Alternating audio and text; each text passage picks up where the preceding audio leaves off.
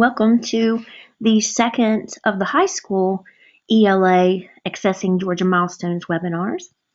We are providing one webinar per month for each of the grade bands, and the purpose of our webinars are to provide some resources and to generate some good discussion about the differences between our usual assessment practices and our new second generation assessments that we look forward to in the spring. If you've seen any of these webinars before, you know that for the ELA sessions, I do have a few slides that I like to show at the beginning of each webinar, but because a few of you who have registered have seen these slides before, I'm going to make every effort to move through them very quickly, and then as always, if you have any questions about any of these slides or resources, then please feel free to email me. You'll see my email address right here on the screen.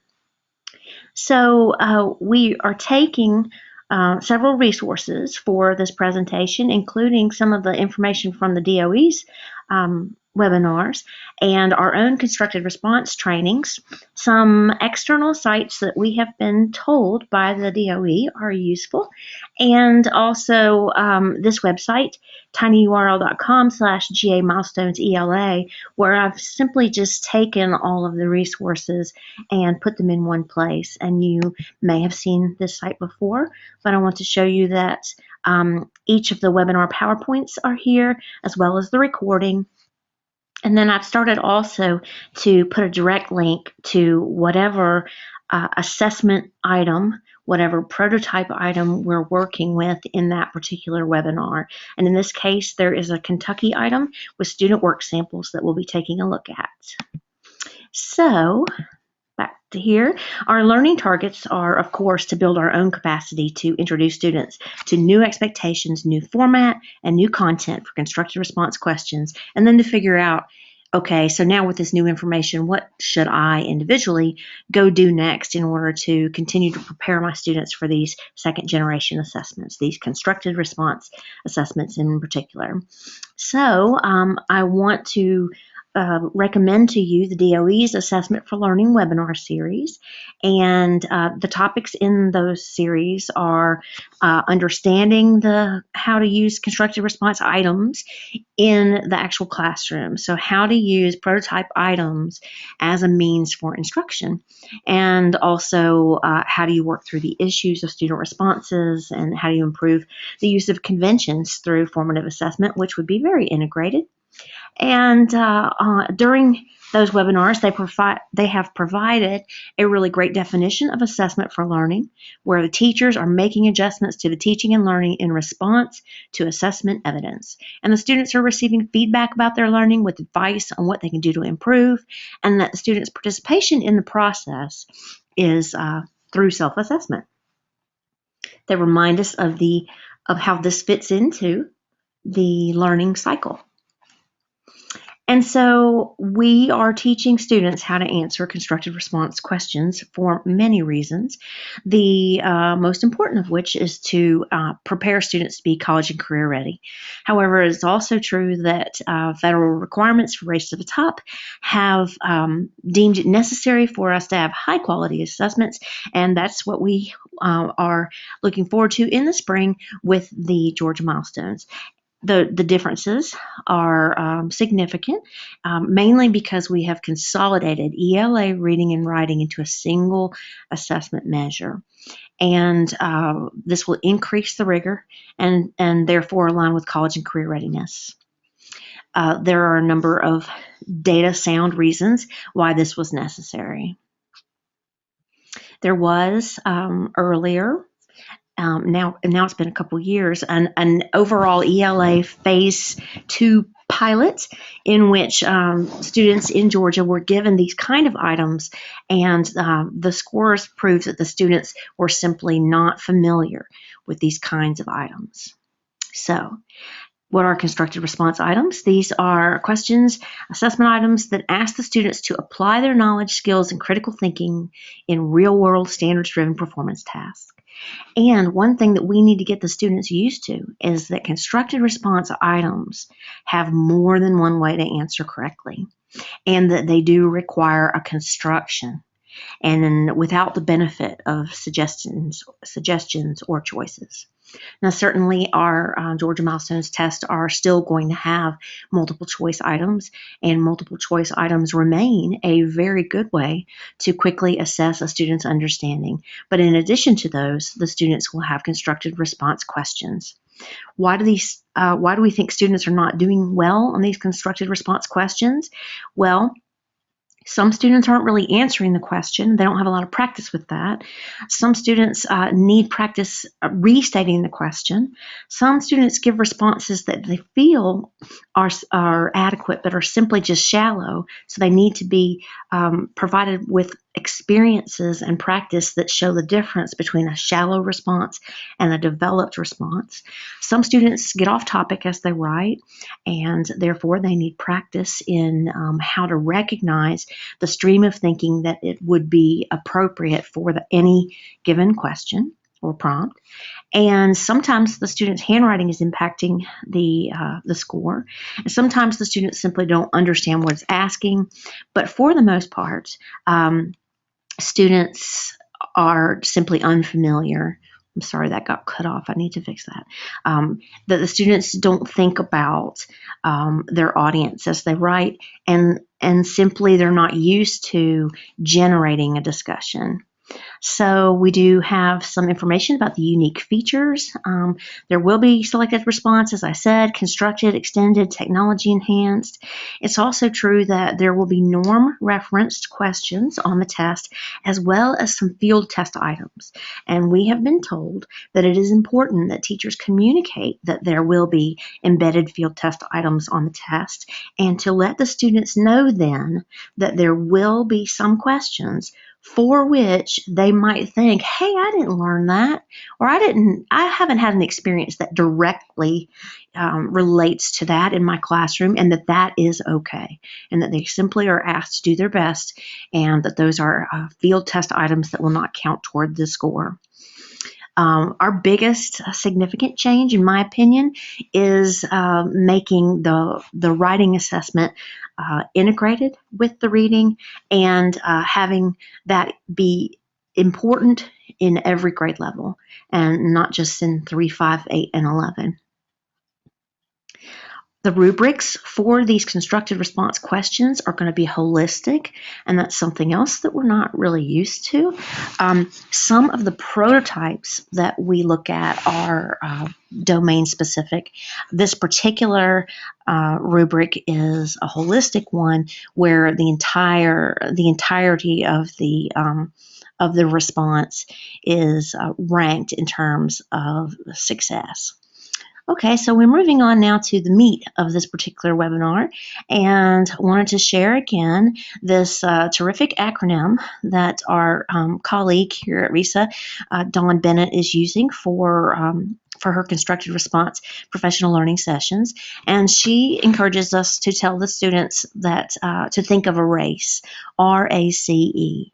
And I like to add to that, not a race as in hurry, hurry, hurry, but a race as in work hard. And you can see that and do your best. And that's what the bicyclists are doing down there.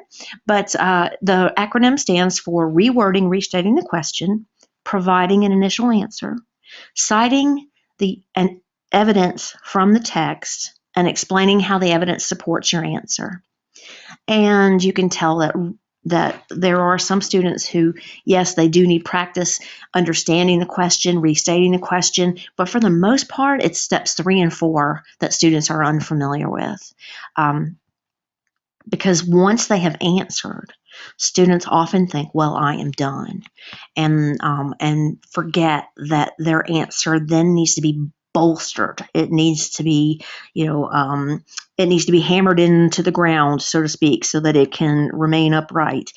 Here is a constructed response organizer that you can use in your classroom. It encourages the students to restate the question or to initially state the question and response, to restate it in their own words, to provide that simple answer, but then to continue by looking back at the text or passage that they've been provided to find those instances and evidences and points of evidence rather, that align with their answer, and then to explain how steps 2 and 3 connect.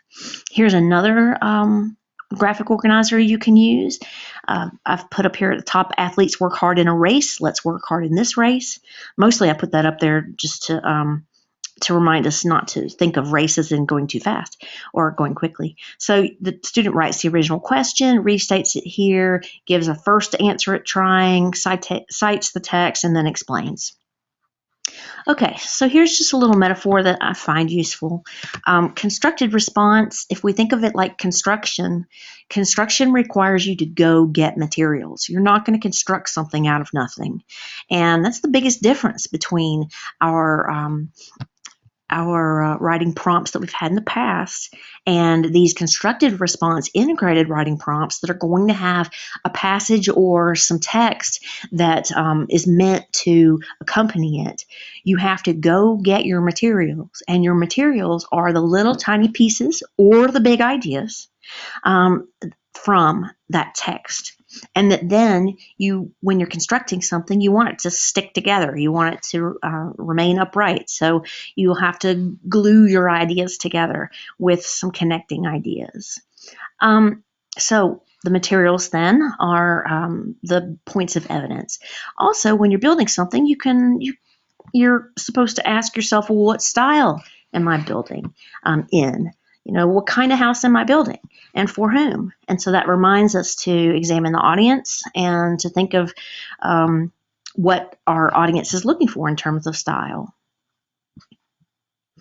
Here are some suggested phrases that sometimes seem to frequently find their way into responses like this. The chart said this. An example from the chart is this. The passage said this. The author said this. I know this because the chart reveals, it shows, according to the chart, according to the passage, according to the author. This shows that. Now I know that. This proves that.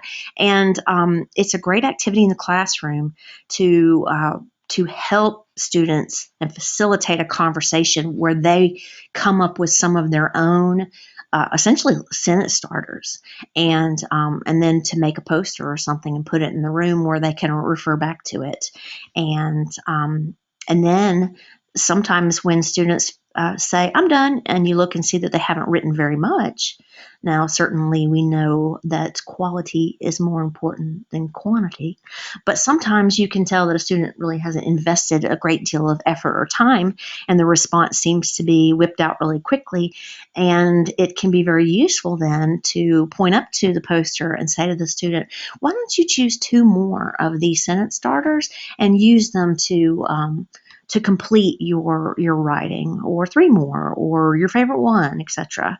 So also, I like the idea of actually using scissors and like cutting out some of these sentence starters and placing them directly on a text, and taking some sentences, maybe a sentence from each student in the classroom, and physically gluing together a remarkable full class response. So that's an idea. Let's look now then at the Kentucky item. Kentucky is one of the states that has been gracious enough to share the prompts, to share their reasoning behind their scores, and to provide the student work samples and annotations that go with them. So in this particular one that we're using, this is an informational segment, and the students are using a text source just as you would expect them to in an integrated writing response. So here's the situation. It reads, the Chinese philosopher Confucius said, choose a job you love and you will never have to work a day in your life. Almost everyone would like to get paid for doing something they love. However, job satisfaction is just one of the many factors to consider. So then read the chart below to gain insight into 4 different types of jobs. And the students then are shown this chart, 4 different types of jobs. And they've just really given this information as a way to structure the student's response and also to see if they will read and refer to the chart. So here are 4 types of jobs: an armed forces job, a professional job, a skilled laborer, and an artist performer. They give examples of each. They discuss very quickly or bullet very quickly some of the pros and cons as well as the necessary education. And then the students are given this task. Decide which type of job is most appealing to you. Write an explanation for your school newspaper about your chosen career for the future. Support your choice logically and effectively. Well, here are a number of things that you might do with this passage and the student responses and the annotations and scores that go with them. One thing you can do is work this full group and talk through what each step of the way and call upon students individually or in small groups to help fill out the graphic organizer for this. Or you could deconstruct this prompt. You could talk about things like, it says here which type of job. When they say type, what do they really mean? Well, the ones that they have just given you, in the 4 different types of jobs. So there is an expectation that when you choose a type of job, that you're choosing one of these. Now, you're not going to be limited to this. You're just going to take what you really want to be your job, and you're going to use these categories to help describe it. But if you start off and you're not using one of the types of jobs listed here, then you better at least have a fully developed idea and maybe even a rationale for why you would not consider your job one of these 4 types. But that really is something that I think would be more of an extension and more expected perhaps of a enthusiastic or a gifted writer. And so for the main classmates, I would just suggest looking at this chart and making the connection between this chart and the type of job. Then also you want to talk about the audience. This would be a great time to make a short list of the expectations of the genre. What makes a school newspaper explanation for a school newspaper? What kind of writing would that be? And what would be the expectations in terms of the tone, the voice, the purpose, the audience, etc. And then also to talk about what makes for a logical and effectively supported choice. So that's a deconstruction of the prompt. And here, let me make this smaller. Here are a few of the actual student responses. Now, the student responses, forgive me for scrolling for a moment, but the student responses are actually provided here in the student's handwriting. So it is useful for the students perhaps to see this up on a projector or to have just one copy of this actual handwritten response and pass it around so that kids can make the connection between their own handwriting performance in this task and how hard it might be for someone else to read it. So that's just a lesson learned perhaps.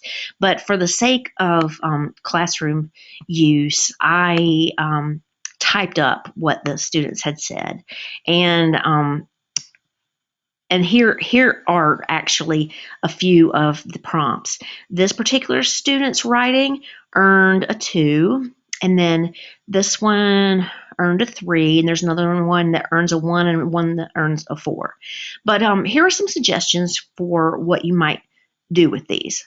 First of all, you could give students a single student response and you could have them score it against the rubric. And the rubric is provided up here in the Kentucky, in the Kentucky on-demand writing packet.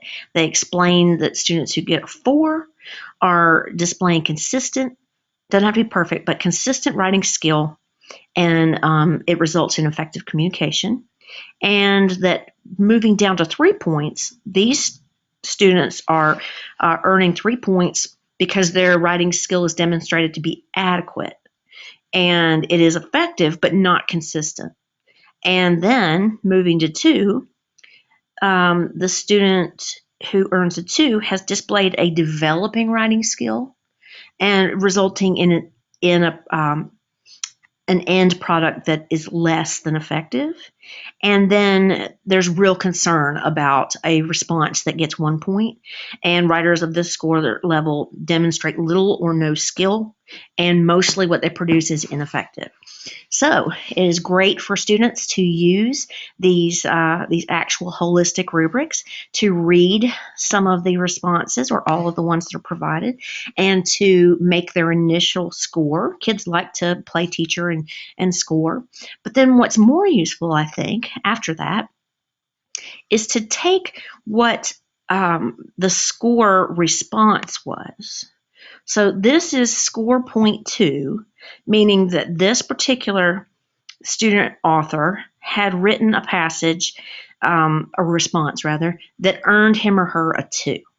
And now in the actual Kentucky pamphlet, let me get there, after each student writing, there is an annotation. This annotation provides examples of what part of the passage the scorer is using to match up with what characteristic of writing. And that's sort of a complicated sentence, so let me describe it this way. This says, this writer identifies a general topic, and that's highlighted in bold. And then in parentheses, the scorer is showing, here's an example of where I find that to be true. The job I think is appealing to me would be a pharmacist. Okay, that's a general topic, but demonstrates little awareness of the needs of the audience. And although there's some development, and then in parentheses and italics, the scorer shows us an example of this within the text. And so what I've done here that I hope is a little bit helpful is I've taken the score point conversation from here and removed the examples so that if you wanted to, you could ask students, okay, if you didn't want to have them grade, you could also just say, let's look at a 2 response. Just tell them up front, this is a 2. And then say, here's why it's a 2. The scorer said that there was a generalized purpose, but that there was limited background information. So where in the text do you find that to be true? And let them go in search of that kind of performance evidence. And then if you or them need help knowing where that might be, here are the actual points that this scorer chose to use. I mean points, like points of evidence, for that purpose. So just to sort of summarize this, many things you can do. You can deconstruct the prompt. You can work full group, talk full group. You can, let's say you only have 3 minutes left of class. Maybe you're not going to do much of anything with this except for show it and say, look, this is an example of sort of what you might encounter. See, you've got this prompt, you've got a writing situation, it tells you the audience, you've got an implied tone and purpose, and so, you could think on that, and here's a little chart they give you, and of course you would want to refer to the chart, and so it would be a great, just very quick 2 or 3 minute activity to generate discussion about what does this prompt ask, what does it allow students to show, what would be characteristic of an excellent response. And what do you think might be some of the pitfalls? What do you think some students might do that would result in a less than exemplary performance on this? And have them sort of talk through their own ideas about what might happen during test taking that would get a student off task. I really like talking it out full group, and then working each little part, and then asking for sentences, the best sentences from several groups, and to then physically put them together, either on a screen for people to see, or on a poster just with cut out pieces, so that you can generate a really terrific response that, yes, it's a full group response, but it's a success story for everybody in the room, and they participated in some way. And so that they leave not only with the exposure to that kind of question, but also they leave with exposure to the question, and also an example of what it would look like to do a bang up job on it. Because it's, when a teacher is facilitating and you've got several students in a room, it's, as you know, you've probably done this many times, but it's just really remarkable sometimes how high quality a response you can get when you take the best from every take the best sentence from every point in the room for every group. You can have the kids grade the responses. You can have them rank them. Just say, look, here's two of them. Which one's better? That works particularly well if you give the 2 and the 3 response. I mean, if you give the 1 and the 4 response, it's going to be very obvious which one is better. And so the kids don't do much thinking. But if you provide the 2 response and the 3 response, and then say, which one do you think is the 3 response and why? That's a real higher order question for them.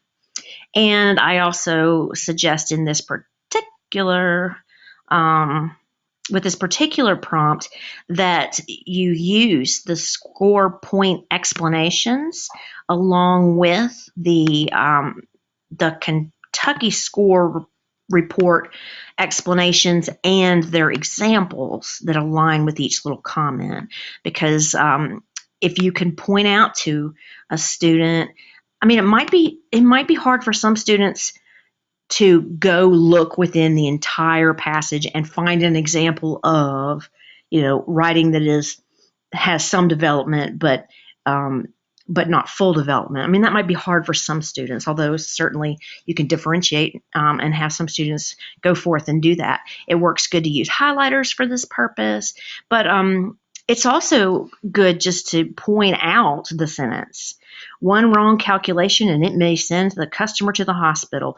Is this an example of development that shows little awareness of the needs of the audience, or is it an example of development that's confusing and unclear? And then have them sort of pick which of these comments likely went with this example. So that's a lot of talking about this one prompt and prototype, but I hope that the use of these resources for your students and for yourself as you are teaching, I hope that will be really useful for you. Here is my email address again. Please feel free to let me know what you think of these kind of webinars and how I might improve them, because we do plan on doing more of them, 1 per month for each grade band, and we want them to be useful and effective. So also, if you have information that you want to share about this webinar in a survey, an anonymous survey, then you can also go here to the survey URL and share your thoughts there. Okay, well, thank y'all very much. Bye.